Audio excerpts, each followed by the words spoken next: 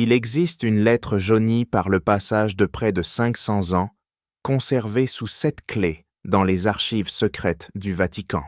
Ce n'est pas un simple morceau de papier. Dans ses fibres se mêlent même de l'encre des larmes et de minuscules taches sombres qui, selon les experts, l'ayant examiné en secret, pourraient en être des traces de sang humain. Cette lettre n'aurait jamais dû être écrite.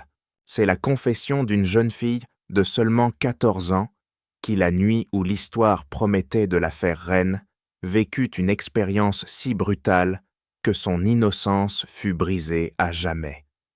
À sa place naquit une ombre assoiffée de vengeance. Son autrice est Catherine de Médicis, une jeune Florentine arrivée en France comme pièce maîtresse d'un jeu d'échecs politique entre royaumes et papes, convaincue que son mariage serait le début d'une vie de prestige et de pouvoir. Mais ce qui l'attendait dans cette chambre nuptiale n'était ni amour ni cérémonie, mais un spectacle calculé d'humiliation. Cette nuit-là, la chair fut blessée, mais ce qui fut véritablement violé, c'était sa dignité. Entre murmures cruels et rires étouffés, Catherine sentit quelque chose se déchirer en elle, un fil invisible reliant son cœur à l'innocence de son enfance. Lorsque ce fil se rompit, il laissa place à un nœud de rancune, serré indestructible. Les documents révélés aujourd'hui montrent que cette nuit fut observée depuis l'ombre par 23 personnes, des nobles de haut rang, cachés derrière des fentes et des passages secrets, regardant chaque instant comme s'ils assistaient à un théâtre macabre. Aucun d'eux n'aurait pu imaginer qu'avec le temps, ils paieraient le prix de leur curiosité malsaine, car un par un au fil des années, tous mouraient empoisonnés par la même femme dont ils avaient là vu couler les larmes de sang cette nuit-là. Plus tard, on découvrit que Catherine tenait un journal secret. Page après page, elle écrivait le nom de chaque témoin, notant avec une précision méticuleuse la date, la méthode et les derniers soupirs de chaque vie arrachée. Cette nuit de noces ne fit pas seulement d'elle une épouse, mais une stratège de la haine, capable de transformer sa douleur en la plus froide et calculée des vengeances. Si maintenant, en lisant ces mots, tu sens un frisson parcourir ton dos et une curiosité interdite s'éveiller dans ton esprit, sache que tu n'es pas seul. Seul un sur 1000 ose continuer à découvrir cette histoire jusqu'au bout. Les autres préfèrent vivre dans l'illusion de l'histoire officielle. Pour comprendre l'ampleur de cette tragédie, il faut voyager mentalement au 25 octobre 1533, lorsque le palais de Marseille se parait de fastes et de parfums pour un festin royal. Dehors, les rues débordaient de musique de vin et de curieux, célébrant l'union entre la France et la puissante famille. Médicis, à l'intérieur dans les couloirs les plus protégés, se préparait un tout autre décor qui n'apparaîtrait jamais dans les chroniques officielles ni dans les sermons ecclésiastiques. Les documents découverts des siècles plus tard dans les archives du Vatican parlent d'une pratique secrète appelée la cérémonie de purification, une tradition médiévale que la cour française appliquait uniquement aux épouses étrangères sous prétexte de les purifier de toute impureté étrangère au sang royal. Cette cérémonie n'était inscrite dans aucun registre. Elle se transmettait oralement entre les membres les plus anciens de la noblesse, presque comme un serment partagé dans des murmures et des coupes larmes de vin. Catherine, tout juste âgée de 14 ans, n'avait pas la moindre idée de ce qui l'attendait. Cette nuit-là, la jeune fille marcha dans les couloirs de pierre, éclairée par des torches projetant des ombres inquiétantes sur les tapisseries. Ses mains suaient sous ses gants de soie, et bien que son visage conservât la sérénité apprise auprès des religieuses de Sainte-Lucie, au fond d'elle, elle ressentait un léger tremblement. Elle croyait vivre sa première intimité comme toute épouse de sang noble, sans imaginer qu'elle s'apprêtait à affronter un rituel conçu non pour unir, mais pour briser. Dans la chambre nuptiale, Henri d'Orléans, âgé de seulement 15 ans, l'attendait. Physiquement robuste, mais mentalement malléable, il était entièrement sous l'influence de Diane de Poitiers, sa maîtresse de 34 ans. Diane ne contrôlait pas seulement ses impulsions et ses décisions, mais avait minutieusement planifié chaque geste et chaque mot de cette nuit, s'assurant que l'humiliation fût totale. Henri, docile comme une marionnette, suivrait les instructions à la lettre, à travers des passages secrets, construits pour espionner sans être vus. 23 membres de la haute noblesse française s'installèrent pour assister à la Songtsen, regardant par des fentes dissimulées avec des yeux brillants, d'une attente morbide. Certains buvaient lentement, d'autres murmuraient dans des paris sur le temps que mettrait la jeune Italienne à s'effondrer. Ils n'étaient pas de simples témoins. Ils étaient des participants actifs d'une tradition cruelle, répétée en secret depuis des générations. Ce qui suivit dépassa toutes les limites imaginables. Les premières caresses furent un leurre, un piège pour baisser sa garde. Bientôt, la violence physique et psychologique s'empara de la pièce. Catherine criait en italien, implorant la pitié, mais ses supplications se noyaient dans les rires et les commentaires étouffés par le mur. Le traumatisme fut si intense que les délicats vaisseaux sanguins autour de ses yeux se rompirent, provoquant un phénomène médical rare, l'émolacrie des larmes mêlées de sang. Henri alternait des moments de tendresse feinte avec des attaques de brutales, prolongeant délibérément la souffrance. À 3 reprises durant la nuit, le médecin de la cour Anand Dubois fut appelé pour la réanimer lorsqu'elle perdit connaissance. Chaque fois qu'elle ouvrait les yeux, les ombres des témoins semblaient se rapprocher comme des vautours observant leur proie. Quand l'aube finit par poindre, la Catherine qui était entrée dans cette pièce n'existait plus. À sa place avait surgi une femme qui avait mémorisé chaque visage, chaque voix et chaque rire résonnant dans la pénombre.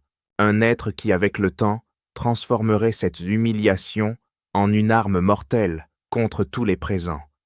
Cette aube grise à Marseille n'apporta pas de soulagement, mais une nouvelle forme d'existence pour Catherine de Médicis. La jeune fille qui avait traversé la France avec des rêves timides et des espoirs juvéniles avait disparu. À sa place émergeait une femme qui, bien que toujours vêtue de soie et de dentelle, portait dans les yeux une froideur qu'aucun précepteur de cour n'avait jamais vue auparavant. Pendant des jours, Catherine parla à peine. Elle arpentait les couloirs du palais, à pas lents, écoutant, observant, mémorisant chaque détail des personnes autour d'elle. Ce que personne ne comprenait, c'est que son silence n'était pas le fruit de la peur, mais du calcul.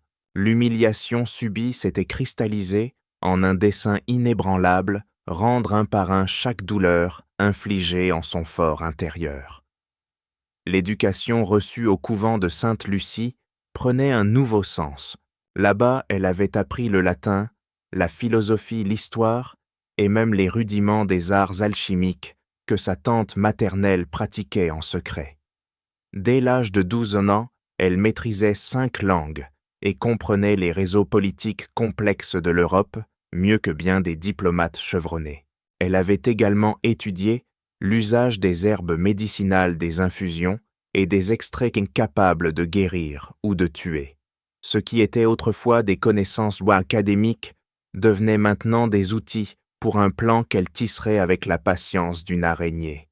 Son époux Henri d'Orléans ne remarqua presque pas ce changement.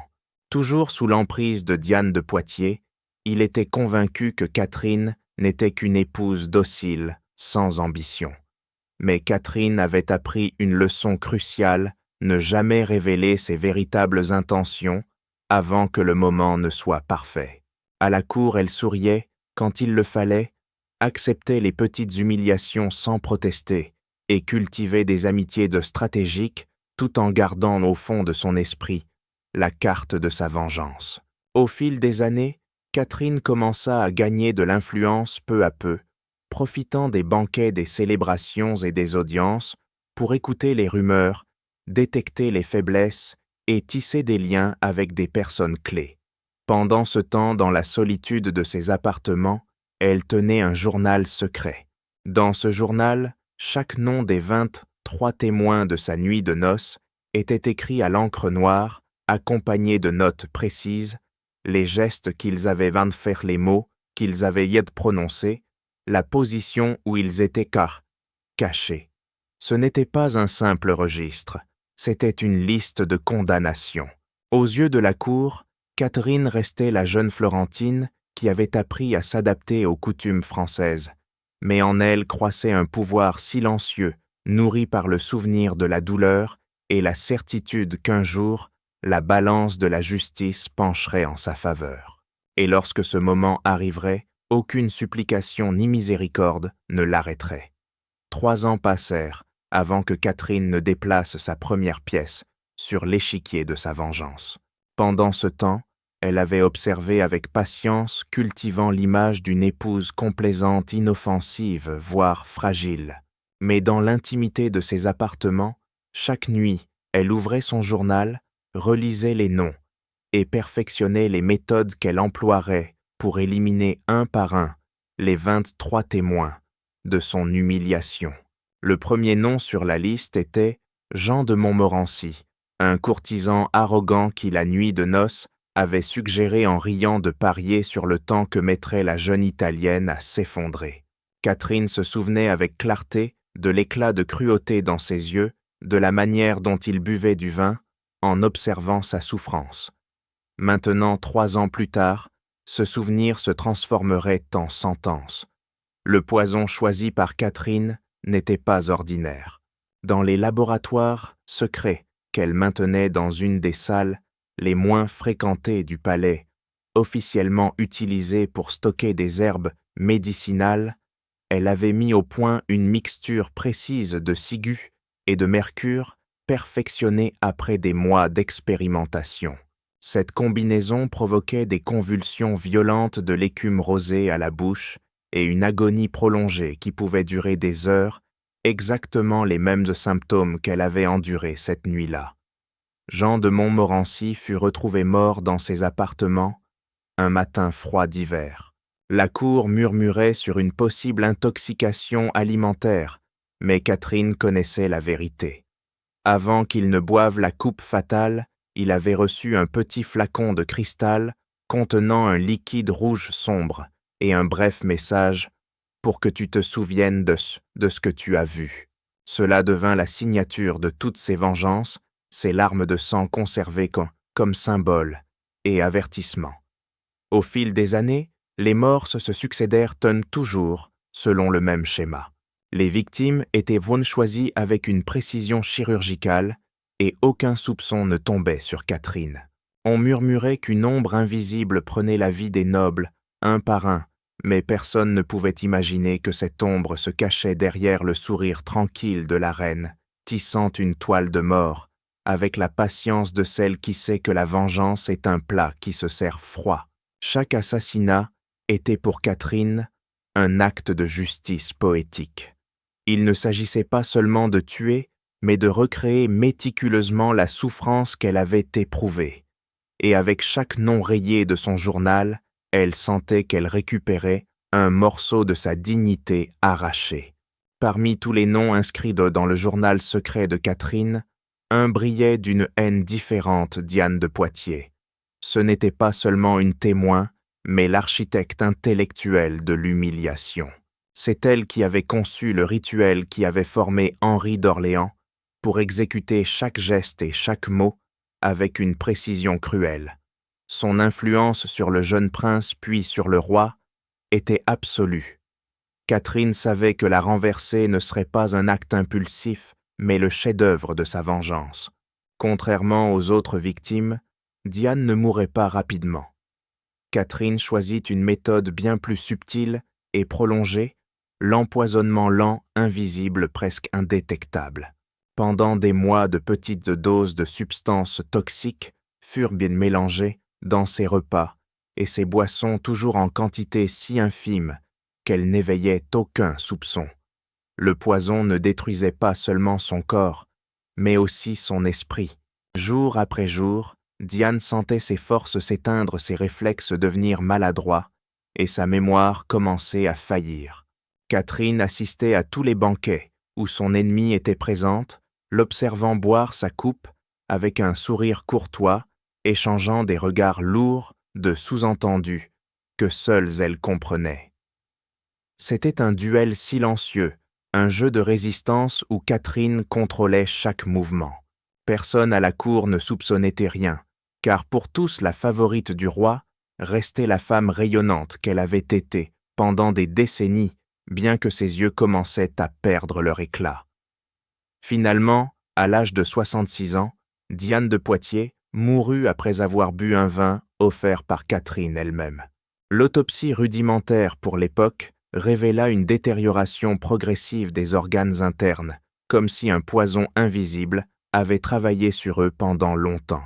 Catherine avait reproduit chez son ennemi la même souffrance prolongée qu'elle avait endurée depuis la nuit de noces, mais multipliée par des années d'agonie lente. Pendant ce temps, les autres victimes de la liste tombaient, l'une après l'autre. Certains étaient des courtisans qui avaient parié sur sa résistance cette nuit-là, d'autres des femmes qui avaient de participer à sa dégradation avec des moqueries et des commentaires de venimeux. Tous recevaient avant la fin le même présent macabre, un petit flacon de cristal avec le liquide rouge sombre et une note brève. C'était sa signature, un rappel que Catherine n'oubliait jamais et ne pardonnait jamais.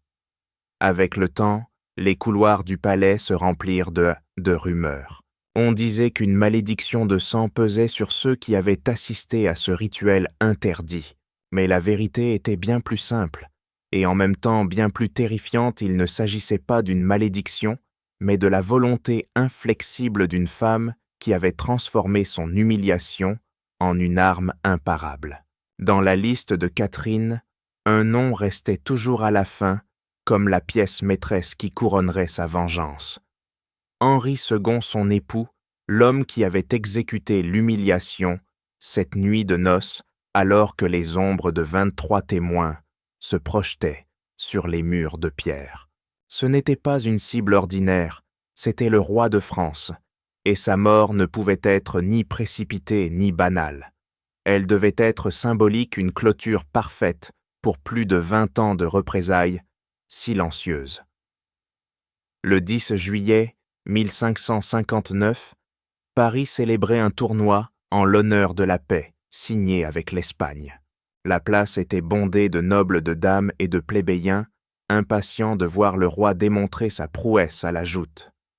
Henri, confiant et altier, accepta de se mesurer au capitaine Gabriel de Montgomery dans un duel amical.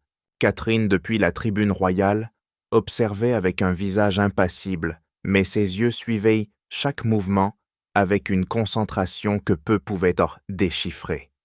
Lorsque les lances s'entrechoquèrent, un fragment de celle de Montgomery traversa la visière du casque royal, se plantant dans l'œil du monarque. La foule retint son souffle. Les médecins se précipitèrent, mais ne purent empêcher le roi gravement blessé de se débattre entre la vie et la mort pendant 10 jours. Ce fut une fin prolongée et douloureuse, marquée par des convulsions de la fièvre et des hallucinations des symptômes qui, selon des analyses modernes, ne pouvaient être attribués uniquement à la blessure. Des études récentes de la pointe de la lance conservée comme relique révélèrent des traces d'une substance organique inconnue, peut-être appliquée avant le combat, une toxine qui aurait accéléré la détérioration du roi et multiplié sa souffrance. On ne put jamais prouver que Catherine était derrière cela, mais sur la tombe d'Henri apparut gravé un symbole étrange, 3 cercles interconnectés, traversés par une ligne verticale, le même que Catherine avait dessiné avec son propre sang sur le mur de la chambre nuptiale, cette nuit de 1533. Pour elle, la mort d'Henri ne fut pas seulement l'aboutissement d'un plan, mais la libération définitive. Avec cet acte final, elle refermait un cycle de plus de 20 ans où elle avait transformé l'humiliation en une arme et la douleur en un pouvoir absolu. Il ne restait plus aucun témoin vivant de cette nuit. Tous, sans exception, étaient tombés. Catherine, la jeune fille, qui un jour pleura des larmes de sang, se dressait désormais comme la femme la plus redoutée de la cour française. L'histoire de Catherine de Médicis pourrait sembler à elle seule l'une des vengeances les plus élaborées et impitoyables de l'histoire européenne. Mais la réalité est que son cas n'est d'aucune pièce d'un puzzle bien plus vaste et troublant. Les archives secrètes du Vatican ouvertes au public après 500 ans de silence révèlent qu'elle ne fut pas la seule femme de sang royal à transformer l'humiliation en une arme mortelle. Parmi les documents, on trouve les journaux perdus de Marie Tudor, plus connue sous le nom de Marie la Sanglante. Ce que l'histoire officielle raconte comme un règne marqué par des exécutions sanglantes ne fait qu'effleurer la surface de ce que révèlent ses écrits personnels, des rituels secrets, des pratiques de torture si raffinées que les exécutions publiques semblaient promis des actes de miséricorde en comparaison. Son obsession n'était pas seulement le châtiment, mais une souffrance méticuleuse conçue pour briser la volonté bien avant que la mort ne survienne. Apparaissent également les lettres codées d'Isabelle de Bavière, connue sous le nom d'Isabelle Bottery, dans les transcriptions latines, décrivant des expériences alchimiques avec des substances corrosives et narcotiques qui transformaient ses prisonniers en sujets d'expérimentation prolongée. Ces expériences dissimulées sous le prétexte de recherche médicale étaient en réalité des essais pour créer la méthode parfaite de torture, celle qui maintiendrait la victime en vie assez longtemps pour lui arracher chaque secret et chaque cri possible. Et parmi les manuscrits les plus troublants se trouvent ceux de Lucrèce Borgia. Bien que la légende la dépeigne déjà comme une maîtresse du poison, les textes récemment déchiffrés montrent dans des formules d'une sophistication telle que les scientifiques modernes n'ont pas encore réussi à les reproduire entièrement. Il s'agissait de composés capables d'imiter des maladies naturelles, provoquant des morts qui passaient inaperçues même pour les médecins les plus expérimentés de l'époque. Chacune de ces femmes, comme Catherine, fut façonnée par la douleur, la trahison ou l'abus, et répondit non par la soumission, mais par un pouvoir que l'histoire tenta de réduire au silence.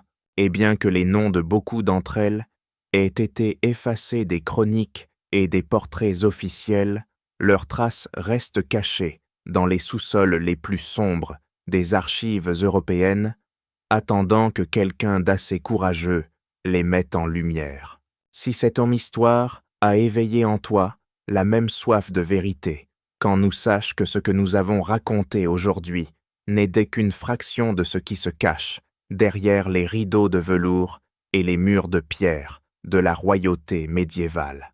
Il y a des secrets qui, une fois entendus, ne peuvent être oubliés, et d'autres que nous ne devrions peut-être jamais découvrir. Dis-moi dans les commentaires quelle autre reine ou figure historique tu veux que nous explorions. Ton choix décidera quels secrets interdits nous révélerons dans le prochain épisode. Car si l'histoire de Catherine t'a semblé sombre, ce qui vient fera passer celle-ci pour un simple conte pour enfants.